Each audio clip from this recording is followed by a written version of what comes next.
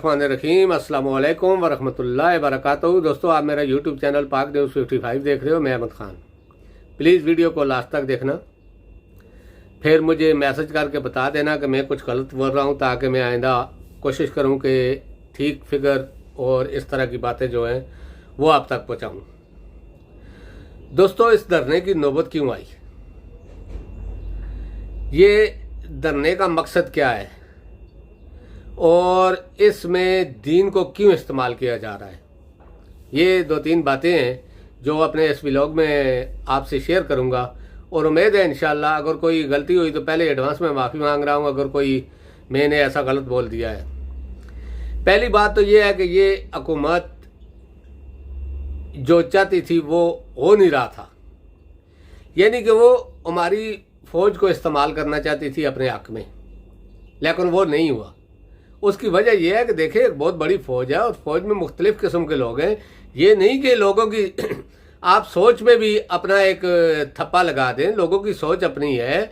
फ़ौज के जर्नैल बड़े बड़े अहदों पे बैठे हुए हैं, वो पाकिस्तान को भी देखते हैं और सारी चीज़ों को देखते हैं। बुरे लोग हैं, 4-5 लोग ऐसे हैं जो खुद गर्ज हैं और वो इस्टेब्लिशमेंट में ताकतवर हैं।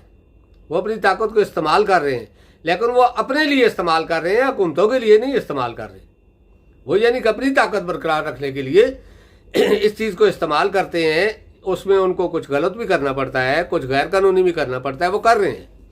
मैं ये नहीं कहता कि वो नहीं कर रहे हैं, कर रहे हैं, लेकिन अच्छे ज़्यादा हैं। लेकिन वो अभी उनकी आवाज़ जो है वो इस चीज़ में दबी हुई है कि अगर हमने इस चीज़ का साथ दिया या न दिया तो हमारा पावर में फ़र्क पड़ेगा। कोई सोच रहे हैं ज़्यादा हो जाएगा, कोई सोच रहे हैं कम हो जाएगा, या हमारा असर रसूख जो है वो हुकूमतों से हट जाएगा। ये एक पाकिस्तान की सोच है। दुनिया में ऐसी सोच कोई नहीं पाई जाती किसी जगह भी।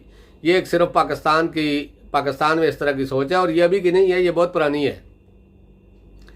मेरा कहने का जो मकसद है, जिस चीज़ के लिए मैं ये व्लॉग बना रहा हूँ, वो ये है कि हुकूमत ने अपनी तरफ से एक ट्राई की थी कि फ़ौज को इस्तेमाल करें अपने फ़ायदे के लिए, लेकिन वो कामयाब नहीं हुए। कामयाब किस तरह नहीं हुए कि उन्होंने एक कौमी सलामती कमेटी का इजलास बुलाया था। आपने सुना होगा 2-3 दिन पहले एक ऐलान हुआ था, 2-4 दिन पहले, कि कौमी सलामती का इजलास बुलाया गया है और उसमें कुछ फ़ैसले होंगे और उसमें डिस्कशन भी होगी और फैसले भी होंगे और कुछ इस तरह की बातें चल रही थी। यानी कि एक ऐलान भी हो गया था, लेकिन वो इजलास नहीं हुआ। वो इजलास इनको कैंसिल करके कौमी असम्बली का इजलास बुलाना पड़ा, और उस वक़्त इनको एक चीज़ मालूम हो गई कि हम ये नहीं कर सकते। फिर इनको मशवरा दिया गया कि आगे सुप्रीम कोर्ट की तारीख जो आने वाली है, यानी कि जो 14 मई है, वो ख़त्म हो जाएगी, तो आप तो इन्हें अदालत के तो मरतकब हो जाएंगे। अभी आप ऐसा करो कि कोशिश करके इस फैसले को किसी तरीके से रुकवाओ, चाहे उसमें धरना देना पड़े या सुप्रीम कोर्ट पे असर अंदाज होने की कोशिश करो। तो दोस्तों, जो कौमी सलामती की कमेटी थी, मेरे तक जो खबरें पहुंची हैं और आजकल सोशल मीडिया पे भी ये गर्दिश कर रही हैं कि उसमें बुलाए जाते हैं, यानी कि 4 स्टार जर्नैल और 3 स्टार जर्नैल और 2 स्टार जर्नैल, जो हुकूमत को ब्रीफ करते हैं या हुकूमत को अपना जो उनका जहन में बात होती है वो बताते हैं, या जो कुछ हो रहा है, या जो हमारी जो खुफिया एजेंसियां हैं जो उनकी रिपोर्ट होती है उसके मुताबिक वो ब्रीफ करते हैं। लेकिन वो इजलास नहीं हुआ। उसमें सबसे पहली बात तो ये है कि 4 स्टार जर्नैल होते हैं, जिनमें आर्मी चीफ भी होता है, जिनमें जॉइंट चीफ ऑफ स्टाफ भी होता है, जिनमें 2 हमारी जो बहरी और एयरफोर्स है उनके सरबराह भी होते हैं, वो 4 स्टार जर्नैल होते हैं। उसके बाद एक 3 स्टार जर्नैल यानी कि DGISI भी होता है। उसके बाद 2 स्टार जर्नैल यानी कि DGI भी, और इस तरह के लोग होते हैं जो हुकूमत को ब्रीफ करते हैं कि ये मसला है, इस तरह की बातें। उनमें से खास करके 3 जो 4 स्टार जर्नैल हैं, जिनमें जॉइंट चीफ ऑफ स्टाफ भी है, इन्होंने इन्होंने बुलाई थी कमेटी, उसमें जाने से इनकार कर दिया और उन्होंने बोला कि ये गलत हो रहा है, क्योंकि अगर हम इस तरह करेंगे तो इंतशार ज़्यादा पैदा होगा और फ़ौज के मतलब लोगों की जो राय है वो पक्की हो जाएगी। उन्होंने आने से इनकार कर दिया। फिर इन्होंने उसको कैंसिल करके कौमी असम्बली का इजलास बुलाया। तो कहने का ये मकसद है कि ये जब इजलास बुलाना था तो इन्होंने उस चीज़ को कैसे इस्तेमाल करना था। इन्होंने एक फ़ोटो सेशन करना था और उसमें ये फ़ोटो सेशन सुप्रीम कोर्ट को भी और आवाम के ऊपर भी भेजना था कि हम सब एक है और हमने ये फैसला किया है। यानी कि हुकूमत अपने फ़ायदे के लिए फ़ौज को इस्तेमाल करना चाहती थी, जिसमें ये कामयाब नहीं हुई। और उस नाकामी के बाद इनको मशवरा दिया गया कि आप ऐसा करो कि ये जो फैसला आ रहा है या जो इमरान खान को रिलीफ तो नहीं मिल रहा, जो आइन के मुताबिक कानून के मुताबिक था वही हुआ, क्योंकि आपने एक तो सारे केस झूठे थे, दूसरा जमानतें हो रही है, और दूसरा जो मेन केस है जिसमें गिरफ्तार किया गया वो तो था ही झूठा और गिरफ्तारी गलत थी। फिर कैसे वो गलत हो गया? जब एक चीज़ हुई गलत है तो उसमें रिमांड कैसा या अदालत में पेशी कैसी? इसलिए जब वो उसका हुक्म आया सुप्रीम कोर्ट की तरफ से कि ये गैर कानूनी है तो सारी चीज़ें ख़त्म हो गई। फिर ऑटोमेटिकली इमरान खान को जमानतें मिलनी थी। ये कोई वो ज़बरदस्ती तो उन्होंने जजों के, देखिए वो शख्स अंदर बंद था, आपकी कस्टडी में था, हज़ारों रेंजर एफसी पुलिस उसके आसपास खड़ी थी, वो तो मजबूर था, वो तो कुछ नहीं कर सकता था। आप जो भी करते कर सकते थे।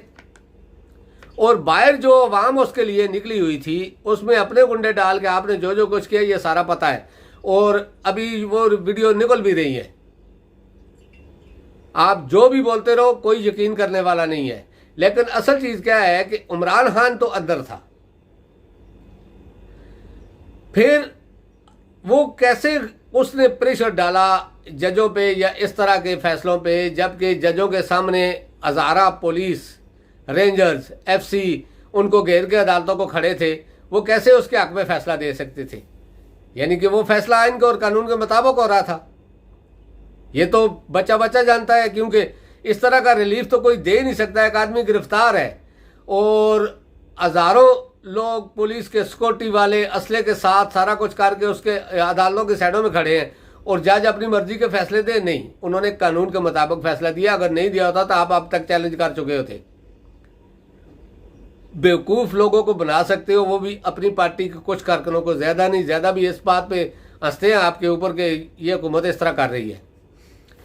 तो दोस्तों ये तो सारा कुछ आपको पता है कि इन्होंने क्या क्या किया क्या नहीं किया। अगर इस तरह का गैर कानूनी काम होता तो अभी तक इमरान खान के ऊपर इन्होंने जो फैसले हुए या जो जमानतें हुए हैं वो चैलेंज हो गई होती, लेकिन किसी ने चैलेंज नहीं किया।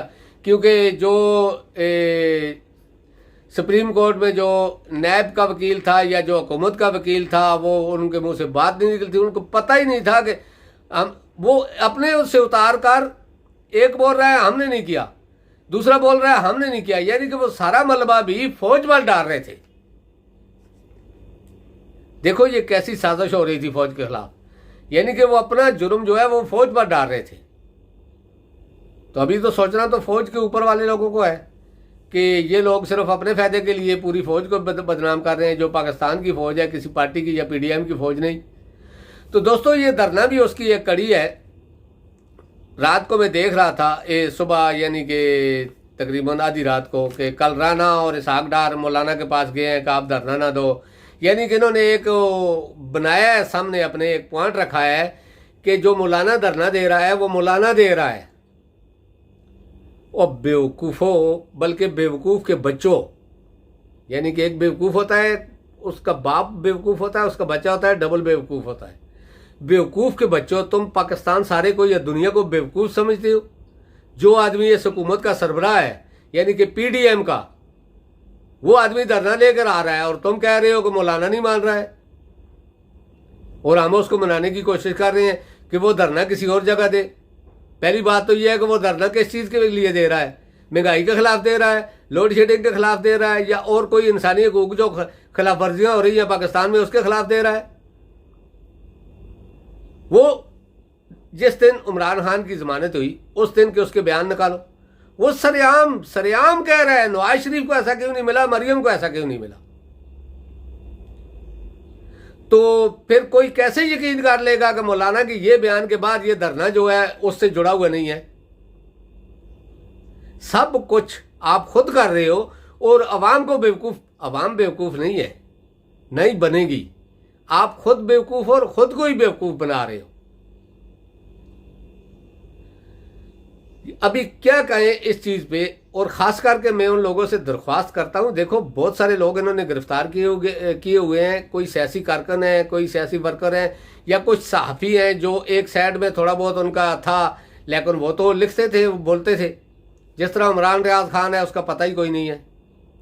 तो प्लीज़ दोस्तों, उसके लिए भी आवाज़ उठाओ। वो भी इंसान था, चाहे कुछ भी उसका वो मकसद हो, लेकिन वो इंसान था और वो बोलता था और सच बोलता था। मेरी नज़र में वो सच बोलता था। हो सकता है बहुत सी लोगों की नज़र में वो गलत बोलता हो, लेकिन मेरी नज़र में वो सच बोलता था, इसलिए उसके लिए भी आवाज़ उठाओ। अभी ये नहीं पता है कि वो किस हाल में है, क्योंकि जब तक कंफर्म ना हो कुछ बोला नहीं जा सकता। दोस्तों, अब तक के लिए इतना ही। इंशाल्लाह नेक्स्ट व्लॉग में आपसे मुलाकात होगी। अल्लाह पाक आप सबको अपनी हिफ्ज़-ओ-मान में रखे। अस्सलामु अलैकुम व रहमतुल्लाहि व बरकातहू।